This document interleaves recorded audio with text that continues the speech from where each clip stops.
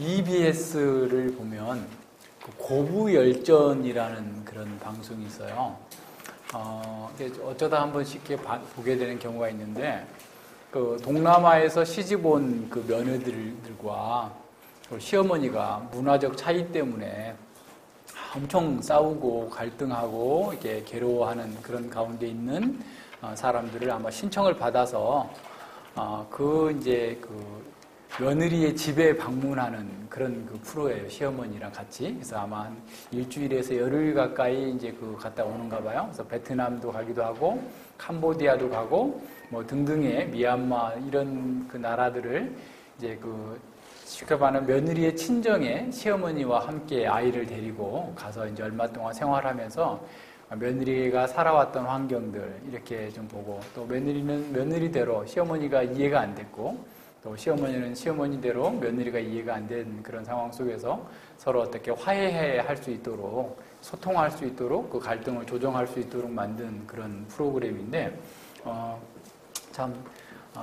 여러 가지 생각을 하게 되는 것 같아요. 그러니까 이 문화적 차이, 뭐 언어적 차이, 뭐 등등의 그런 차이를 극복하고 이렇게 하나가 된다라고 하는 것이 얼마나 힘든 일인지를 이렇게 보게 됩니다. 이게 깨어진 관계는 모든 사람들에게 실제적으로 매우 큰 고통을 안겨줍니다. 깨어진 관계는 모든 종류, 모든 차원에서 영향을 미치게 되죠. 가정에서 남편과 아내의 관계, 부모와 자식의 관계, 이런 것들이 좀 깨지는 상황이 얼마나 이렇게 많은지 몰라요. 사상 유례 없이 이런 관계들이 깨어지고 있는 그런 가운데 있습니다. 학교에서도 직장에서도 모든 관계가 형식적일 뿐이죠. 그래서 이 관계를 맺는 것 자체가 다 자신의 이익과 관련되기 때문에 자기에게 이익이 된다면 어떻든 간에 없는 줄이라도 만들어서 관계를 맺고 네트워크를 구축하려고 하지만, 자기에게 손해가 된다면 언제든지 관계를 끊거나 배반하는 것이 지금 현재의 사람들이죠. 때로는 표면적으로는 좋은 관계처럼 보이지만 그 속을 살펴보면 인격적인 관계가 전혀 없는 그런 부부들도 굉장히 많고요. 직장에서도 서로 예의를 지키면서 이렇게 대면에서는 잘 예의 바르게 얘기하지만 뒤에서는 뒷공론을 하고 그 사람을 밟고 올라가고자 하는 이런 일들이 너무 많이 있는 것이죠. 그러다 보니까 늘 이렇게 사람들이 서로 깊이 받아주고 서로 허물을 용서해주고 인내하면서 기다려주고 하는 이런 관계를 찾아보기가 너무 힘든 그런 시대가 된 것 같아요. 그러니까 교회나 가정에서도 마찬가지인 것 같아요. 서로 진심으로 받아주지 못하면 어떻게 되겠어요? 불편한 동거만 되는 것이죠. 그래서 서로 마음의 문을 열지 않게 되고 각각의 자기 틀에 갇혀서 소통하지 못하는 이런 일들이 많죠.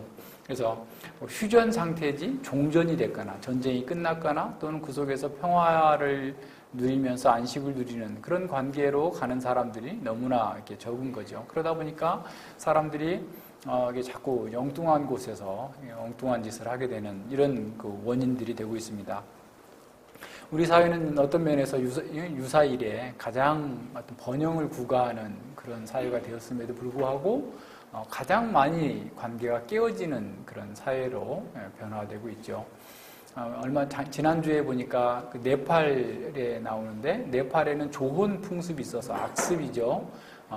5살 때 자기는 시집 왔대요. 어떤 사람은 7살 때. 그러니까 뭐 누군지도 모르고 그냥 와서 시집 와서 그냥 사는 거예요. 그런데 이제 그거 좀 억울하지 않느냐 했더니, 그렇지만 아버지 체면이 있으니까 아버지 면을 세워줘야 되기 때문에 뭐 그렇게 해야 된다. 이제 엄마가 된 사람도 그렇게 얘기를 해요. 그래서 자기도 벌써 딸을 셋이나 낳았는데 둘은 시집 보내고 하나는 지금 데리고 뭐 이런 상황이 있는 거죠. 근데 보세요. 저는 이제 왜 이 얘기를 하냐면, 그렇게 아주 무지막지한 사회 속에서도 관계가 깨지지 않고 살고 있다는 거예요.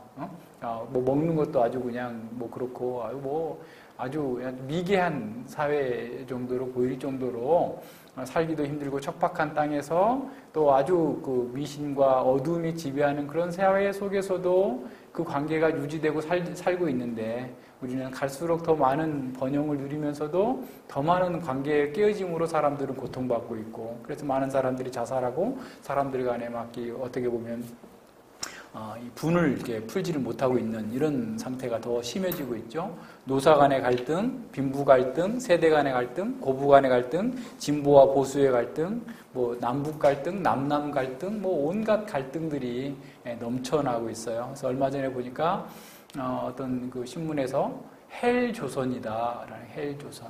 무슨 말이냐면 지옥불이 타고 있는 한반도. 그러니까 사람들은 20, 30대는 직장을 취직을 못해가지고 그냥 늘 고통스러워하고 이렇게 속에 불을 품고 있고 30, 40대는 뭐 집 때문에 뭐 때문에 막 이렇게 속에 그냥 불을 품고 있는 그러니까 지옥과 같은 불을 품고 있는 대한민국의 상황을 헬조선이라 지옥과 같은 조선이다라고 하는 그런 말로 이렇게 표현하고 있죠. 그러다 보니까 도처에서 자기의 화를 참지 못하고 막 그냥 사고를 치고, 그죠? 또 그 고속도로에서 보복 운전을 하고 뭐 치고 들고 뭐 이런 일들이 너무 많은 이런 사회가 된 겁니다. 자, 그러면 원인이 뭘까요? 또 그것을 어떻게 풀 수 있을까요? 이 문제의 근원은 어디냐면 하나님과의 관계가 깨어졌기 때문에 모든 문제가 시작된 겁니다. 그러니까 하나님과의 관계 회복이 없이는 사람들과의 관계 회복을 아무리 하려고 해도 회복이 되지 않는다라는 거예요. 그래서 많은 정부에서도 이런 갈등과 이런 것들을 조정하기 위해서 많은 돈을 투자하고 상담학 또 뭐 연구소에 지원하고 등등의 이런 일을 하지만 오히려 그런 것이 늘어나면 늘어날수록 갈등도 더 많이 늘어나고 해소되지는 못하고 있는 이런 상황에 처하고 있는 거죠. 하나님과의 관계 회복이 아니면 다른 모든 문제는 회복되지 않는다라는 것을 이 역사가 우리에게 보여주고 있어요. 우리 현실이 그걸 보여주고 있습니다. 하나님께로부터 소외가 사람들과의 소외, 또 자기 자신으로부터 소외를 만들어냈기 때문에 해결이 되지 않는 거죠. 오늘 본문은 사실 그런 면에서 이 관계의 회복을 이루어 가시는데 어떻게 그것이 가능할 것인가 라고 하는 것을 아주 감동적으로 우리에게 보여주고 있어요. 내용들을 한번 살펴보도록 합니다. 먼저 그 1절과 4절에 보면 하나님께서 그들을 부르신 그 소명과 그에 대한 그 반역이 나오는데요. 1절과 2절에서 보면 이 사실 이 본문은 구약의 탕자 비유라고 여겨질 정도로 정말 사랑이 많으신 아버지 하나님을 떠나버린 패역한 이스라엘 백성들이 잘 대조되어서 나타나고 있습니다. 여호와 하나님께서는 그 아버지의 사랑으로 이스라엘을 애굽에서 불러내서 특별한 관계를 맺으셨죠. 2장과 3장에서는 하나님과 이스라엘의 관계를 남편과 아내의 관계로 표현했다고 한다면 지금 21장 본문에서는 아버지와 아들의 관계로 하나님과 이스라엘의 관계를 그렇게 표상해 주고 있습니다. 1절을 봅시다. 이스라엘이 어렸을 때에 내가 사랑하여 내 아들을 애굽에서 불러내었거늘 이라고 말씀하고 있죠. 자, 9장 10절에서는 하나님과 이스라엘의 관계가 광야에서 시작되었다라고 이렇게 말씀하셨는데 여기서는 애굽에서 그 관계가 시작되었음을 선언하고 있어요. 이스라엘이 아직 아기였을 때 여호와께서 그를 사랑하셔서 애굽에서 당신님의 아들로 불러내셨다라고 말씀합니다. 하나님께서 애굽의 압제 아래서 고통받던 이스라엘 백성들을 해방해 주셨다라고 하는 것, 이것 자체가 이스라엘 백성들의 신앙 고백의 가장 첫 번째 순위죠. 압제 아래서 자신들을 구원해 주셨다, 해방해 주셨다라고 하는 거죠. 출애굽의 해방 사건을 통해서 하나님은 이스라엘의 아버지와 하나님이 되셔서 그들에게 모든 필요를 채워주시는 일방적인 사랑을 베풀어 주심으로써 그들을 아들로서 삼아 주셨습니다. 그러니까 어렸을 때라는 말은 아직 제 힘으로 서지도 못할 때 누군가의 도움과 돌봄이 필요한 바로 그때에 하나님께서 그들을 부르셨다는 거예요. 그들은 어떤 사람들의 시선을 끌만한 아름다움이나 남다른 어떤 자질도 없었지만 하나님께서 일방적으로 그들을 사랑하셔서 구원하시고 그들을 자녀 삼으셨다라고 하는 말씀입니다. 그래서 사랑한다라는 말은 부모가 자식을 사랑하는 것처럼 내리사랑, 무조건적인 그런 사랑을 하나님께서 그들을 주셨고 그들에게 또 불러내셔서 계속해서 양자 삼으시고 그들의 모든 필요를 채워주시는 그러한 아버지로서의 역할을 하나님께서 충실하게 해주셨다라고 하는 사실입니다.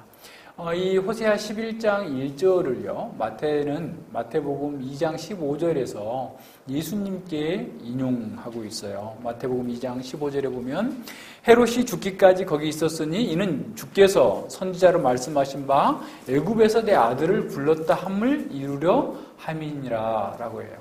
자, 얼른 보면 이게 지금 11장 1절과 이 마태가 인용하고 있는 예수님의 애굽으로 들어가셨다가 다시 나오시는 그 과정이 얼른 이렇게 이렇게 연결이 되지 않는 그런 잘못된 인용처럼 이렇게 보이기도 합니다. 좀 어색하기도 한 것처럼 보여요. 언뜻 보면. 그러나 사실은 그런 것이 아니에요. 그러니까 사실 마태가 볼 때 호세아 시대에 봤을 때 이미 과거적 사건, 다시 말하면 애굽에서 내 아들을 불렀다라고 하는 그 과거적 사건을 마태는 어떻게 이해했냐면 그것을 미래적 사건으로 이해한 거죠. 하나님께서 그 아들을 부르셨다. 그럼 어떻게 그것이 가능한 건가? 이게 어떻게 인위적인 어떤 연결이 아닌가라고 생각하는 사람들도 있고, 또 어떤 분들은 센수스 플래니오르라는 거, 우리 전에 룻기 할 때도 한번 얘기했죠. 그러니까 성경의 저자는, 호세아는 이 내용을 이해하지 못했었지만 성경의 기록자이신 성령 하나님께서 그 의미를 그것을 담아서 넣었다라고 하는 것이 이제 성경 해석학에서 센수스 플래니오르라고 하는데, 가령 이제 창세기 3장 15절의 경우에도 여인의 후손으로 오실 분 바로 그 예수 그리스도, 모세는 그걸 다 알지 못했다 할지라도 성령님께서 그걸 기록하셔서 우리에게 구속을 보여줬다라고 하는 그런 의미로 해석하는 분들도 있는데요. 그런데 이건 좀 더 살펴보면 꼭 그렇게만 그렇게 봐도 상관은 없지만 그보다 더 긴밀한 연결점이 있어요.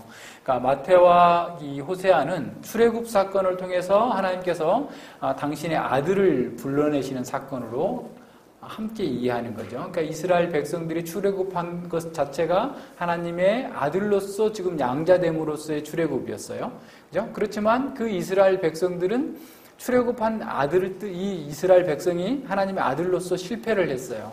그런데 예수님께서는 애굽에서 나와서 온 그 아들로서 일생 죽기까지 그는 순종하셔서 이스라엘의 실패를 뒤엎고, 그죠? 그리고 이스라엘의 그 모든 이 구원의 그 성취를 이루신 분이다라고 하는 것이죠. 다시 말하면 예수님은 첫 번째 출애굽의 성취이자 완성으로서의 다시 나오셔서 하나님의 말씀을 따라서 죽기까지 순종한 아들로서의 성취, 성공적인 삶을 살았다라고 하는 면에서 분명한 연결점이 있기 때문에 그렇게 우리 이해할 수 있죠. 자, 2절에 보십시오. 자, 선지자들이 저희를 부를수록 저희가 점점 멀리하고 바알들에게 제사하며 아로새긴 우상 앞에서 분향하였느니라 라고 말씀하죠. 자, 우리말 번역에 선지자라는 말이 조금 작은 글씨로 쓰여 있죠. 여러분 성경에.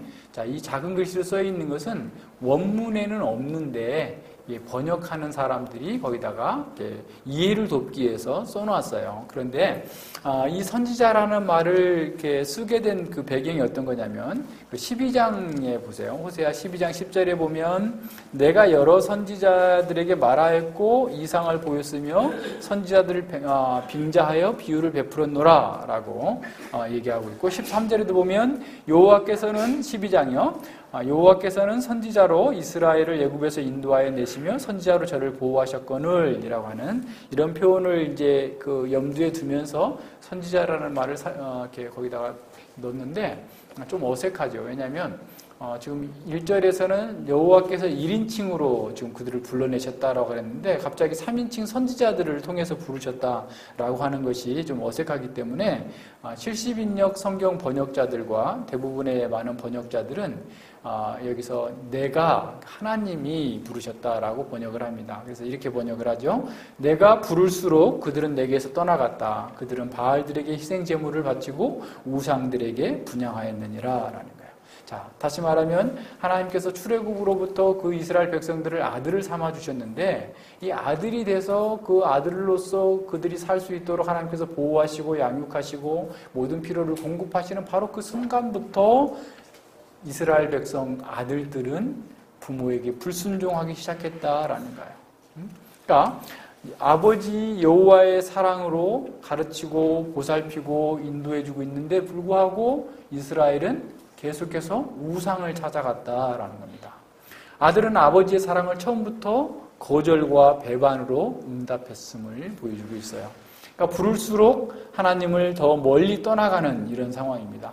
그러니까 이스라엘은 하나님께서 그들을 보호하고 사랑하고 그들의 필요를 채우기 위해서 불러줄수록 더 멀리 떠나는 것으로 하나님의 부름에 응답하고 있는 것이죠.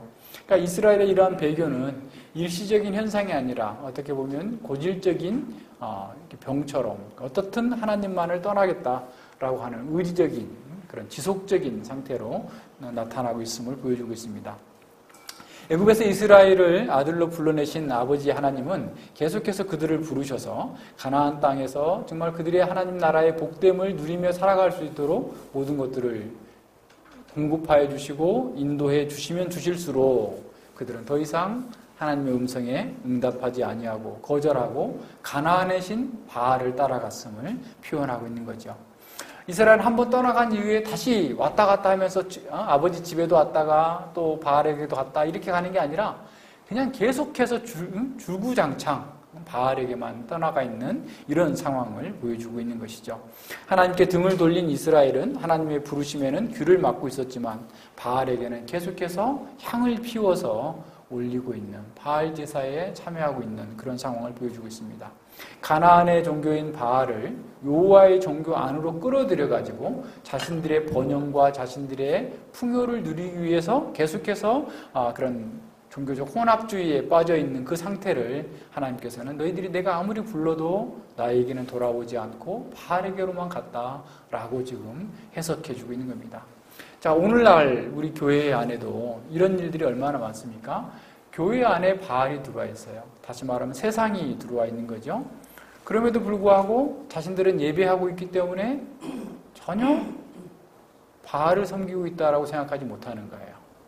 이스라엘 백성들이 바알과 하나님을 같이 섬기면서 늘 하나님을 섬겼기 때문에 자신들은 늘 잘하고 있었다. 자신들은 그렇게 바알을 섬기고 있었다라고 생각하지도 못한, 인식할 수도 없었던 그런 상태에 있었던 것처럼 오늘날 많은 사람들이 하나님을 예배한다고 하지만 실제로는 세상의 번영과 세상의 풍요를 얻기 위해서 종교적 열심을 내는 바알주의자들과 다를 바 없는 상태에 떨어져 있는 것이죠. 노골적으로 기복신앙을 추구하지 않는다 할지라도 그들의 마음에는 하나님의 이름이 거룩히 여김을 받는 것이 아니라 자기가 큰 사람이 되고 자기가 거룩한 사람이 되고 자기가 영웅이 되기를 바라고 하나님의 나라보다 자기의 나라를 더 얻기를 원하고 하나님의 뜻보다도 자기의 뜻을 이루기 위하여서 더 열심을 내고 있는 이런 상황. 이것이 사실 바알 종교와 다를 바 없는 현대의 교회의 모습이라고 할 수 있습니다. 외모는 모두 고상한 기독교의 모습을 하고 있지만 그리고 스스로도 자기는 독실한 크리스찬이다라고 생각을 하고 있지만 하나님의 부름에 다시 말해 하나님의 말씀에 응답하지 아니하고 하나님 말씀대로 순종하지 아니하고 자신의 번영과 자신의 영광을 추구하는 사람들을 향하여서 하나님께서는 너희가 바알을 분향했다라고 선언하고 있어요. 우리에게도 큰 도전이죠. 그러니까 이런 면들을 잘 생각해 봐야 돼요. 자, 하나님 말씀에는 미동조차 하지 않는 사람들이 자기 만족적인 종교 행사에 얼마나 열심을 내는지 모릅니다. 수많은 교회들이 유행하는 그런 프로그램들을 앞다퉈 도입하고 있죠. 수많은 행사, 기도회, 어머니 기도회, 아버지 기도회, 또 어머니 학교, 아버지 학교, 단기 선교, 비전 트립 등등 얼마나 열심히 하고 있어요. 그런데 아이러니하게도 그런 행사를 하면 할수록 하나님의 부르심에, 하나님의 말씀에는 점점 더 멀어지고 있는 것이 오늘 우리 시대의 교회가 아닌지 생각해 봐야 됩니다. 3절에 보십시다. 3절에 보면 내가 에브라임에게 걸음을 가르치고 내 팔로 안을지라도 내가 저희를 고치는 줄을 저희가 알지 못하였도다. 이스라엘 향한 하나님의 사랑은 출애굽의 구원에만 국한되지 않았습니다. 하나님의 깊은 애정과 사랑을 가지고 계속해서 에브라임을 돌보셨어요. 아버지가 아들이 넘어지지 않도록 걸을 수 있도록 걸음마를 가르쳐주고 아들이 힘들어하면 또는 위험에 노출된다면 얼른 가서 두 팔로 안아서 감싸고 보호해 주는 것처럼 하나님께서도 이스라엘에게 그렇게 사랑하셨다라는 거예요. 하나님께서는 아이가 실족하거나 위험에 빠지지 않도록 항상 자상하게 가르쳐 주시면서 그들과 함께 동행하셨다라는 거예요. 마치 잠언에서 지혜의 스승인 아버지가 정말 모든 오류와 위험들을 자녀에게 가르쳐 주면서 참된 길, 올바른 길로 가도록 수많은 위험들을 경고해 주고 하나님과 함께 지혜를 따라서 하나님을 경외하며 살라라고 했던 것처럼 하나님께서는 에브라임의 보호와 인도를 사랑으로서 모든 위험들 속에서 안아주시면서 걸음마를 가르쳐 주시면서 보호해 주셨어요. 그럼에도 불구하고 에브라임은 그 하나님의 사랑과 인도하심을 깨닫지 못하고 그걸 거절하고 있는 그 모습을 보게 됩니다. 2절 하반절에서 내 팔로 안을지라도 내가 저희를 고치는 줄을 저희가 알지 못하였도다. 자, 아버지와 아들의 관계에서 환자와 의사의 관계로 약간 전환이 되죠. 그러나 고대 세계에서는 아버지는 교사이면서 동시에 의사이기도 하죠. 그래서 그동안 내려온 전통적인 그런 의료법, 치료법을 가지고 아이들에게 적절하게 해주는 것처럼 이렇게 하셨다는 거예요. 하나님께서 아들 에브라임이 병들었음을 알고 아버지는 그 병을 고쳐주기 위해서 다각도로 노력하지만 에브라임은 그 아버지의 그 의사의 치료를 거절했다라는 겁니다. 에브라임 자신이 환자라는 사실을 모르거나 알았다고 할지라도 아버지에게 의사인 하나님에게 치료를 받으려고 하는 것이 아니라 바알에게 간 거예요. 바알에게 치료를 받으러 간 거죠. 그러니까 환자가 자신의 병을 인정하지 않고 치료를 거부하거나 참된 의사를 거부하고 돌팔이 의사를 찾아간다면 죽음이 필연적인 것처럼 에브라임은 멸망에서 벗어날 수 없는 상태로 스스로 들어가게 된 거죠. 이미 우리는 5장 13절에서 에브라임이 자기 병을 깨달으며 유다가 자기 상처를 깨닫고 에브라임은 아수르로 가서 야르방에게 사람을 보내었으나 저가 능히 저희를 고치지 못하겠고 너희 상처를 낫게 하지 못하리라 라는 말씀을 들었어요. 자기 병 들었으면 알았으면 하나님께로 가야 되는데 아수르에게 가고 애굽에게 가가지고 오히려 치료하는 게 아니라 더 죽게 되는, 병들게 되는 그 상황을 보여준 거죠. 참된 의사이신 하나님을 거부하고 강대국을 찾아가서 고쳐달라고 했지만 그것은 자신의 무덤을 파는 것과 같이 어리석은 행위였어요. 6장 1절에서 우리가 봤듯이 오라 우리가 여호와께 돌아가자. 여호와께서 우리를 찢으셨으나 도로 낫게 하실 것이요 우리를 치셨으나 싸매어 주실 것이다 라고 그들이 돌아오는 것처럼 했지만 그때는 문제가 어떤 것이었습니까? 그들은 하나님을 자신이 이용 가능한 분으로 생각한 것이죠. 마치 자판기에 동전을 넣고 내가 원하는 버튼을 누르면 거기서 음료수가 나오는 것처럼 자신이 어떻게든 하나님께 어떤 행위만 하면 하나님께서 자동적으로 기계적으로 자신을 구원해 줄 거다라고 하는 식으로 생각을 했던 것이죠. 착각한 겁니다. 이런 신학적 오류로 인해서 그들은 치료의 시기와 기회를 놓쳐버리고 멸망을 당하게 됩니다. 이 반역이라고 하는 불치병에서 헤어나지 못하고 결국 그 반역의 결과를 치러야 되는 것이죠. 4절에 보시죠. 하나님께서 어떻게 사랑하셨는지를 계속 보여주고 있어요. 내가 사람의 줄, 곧 사랑의 줄로 저희를 이끌었고 저희에 대하여 그 목에서 멍에를 벗기는 자같이 되었으며 저희 앞에 먹을 것을 두었도다. 여기서도 하나님께서 이 어떤 하나의 비유적 표상을 보여주는 거죠. 하나님의 사랑이 얼마나 크고 깊었는지를 보여줍니다. 사람의 줄, 곧 사랑의 줄로 에브라임을 이끄셨다라는 거죠. 농부가 줄을 당겨서 소나 송아지를 바른 길로 인도해 주는 것처럼 하나님께서 아직 길에 익숙하지 못한 에브라임을 바른 길을 가도록 계속해서 보호하고 인도해 주셨어요. 그러니까 에브라임이 지멋대로 가거나 또 세상 풍조에 흔들리도록 하지 않고 사랑의 줄로, 사람의 줄로 그들을 깊은 애정을 가지고 그들의 필요를 채우면서 인도해 주신 그런 하나님의 사랑을 보여줍니다. 그들이 그래서 좌로나 우로나 치우치지 아니하고 하나님께서 그들에게 주신 그 복된 길로 가도록 사랑의 줄로 그들을 메어주셨다라는 거예요. 사람의 줄과 사랑의 줄이 무엇인지 구체적으로 나타나지는 않았지만 율법과 선지자, 제사장, 또 왕, 그 모든 제도들을 하나님께서 주신 모든 제도들이 사랑의 줄로서 그들이 하나님의 길에서 떠나지 않도록 그들을 지켜주도록 하나님께서 그들을 주셨다, 선물로 주셨다라는 거예요. 뿐만 아니라 하나님께서 그들의 멍에를 벗기시고 그리고 그 먹을 것을 채우셨다. 고대 근동에서는 소 두 마리가 멍에를 같이 하고 나와서 밭을 갈고 나면 농부가 다시 집으로 점심때쯤 집에 들어와서 멍에를 벗기고 먹이를 주는, 그래서 아주 소가 마치 가족들과 같이 이렇게 했던 것처럼 하나님께서는 이스라엘 백성들 에브라임의 피곤함, 지침 이런 것들을 다 제거해주고 어떻게 보면 피로회복제도 주고 영양제도 공급해주고 그러면서 먹을 것도 공급해주면서 그들이 정말 하나님 나라의 백성으로서 온전한 삶을 살아갈 수 있도록 모든 것들을 이렇게 만들어주셨다라고 하는 사실을 보여주고 있어요. 그러니까 그만큼 그들을 사랑으로 인도해 주셨고 그들의 필요를 채워주셨다, 이걸 보여주시는 거죠. 하나님의 겸손과 은혜와 사랑이 얼마나 그들에게 적절하게 공급되었는지를 선언해 주고 있습니다.